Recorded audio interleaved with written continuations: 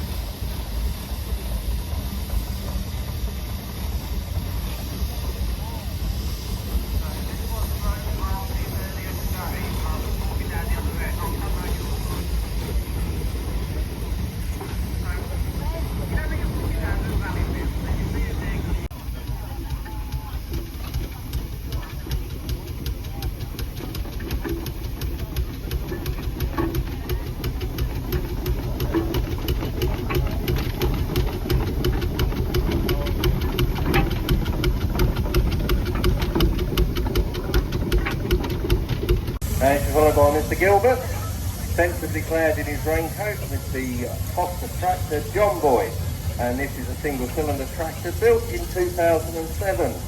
So, well, we keep calling it a new build, but it's nigh on 20 years old now. It is actually 20 years since the idea was floated, the commission was made and work got underway. It's actually built by Dawson the Vicar. They purchased the Foster company name and produced a number of these little new build tractors, little single-cylinder tractors, and there's actually two here this weekend. Number 30, the engine Monty, built by Marshalls in 1928, again one of our East Anglian Hall of Fame. Was supplied due to Renault Brothers Hall Farm of Ringsford in Norfolk, spent all his working life in the county, thrashing and wood sawing, changing over at 4 times. The part was renovated in May 1957 by the late Wesley Keane, founder of the Somerset Steam Museum, and repainted and rallied until 1977, when it stood on static display in the museum. In 2014, a restoration programme was agreed by the last owner, Kiki Angel-Wright, Wesley's daughter, and after significant boiler repairs, she was About steam, the hobby in general, pop over to the East Anglian Traction Engine Society marquee, which is directly opposite the commentary point on the far side of 2, 1...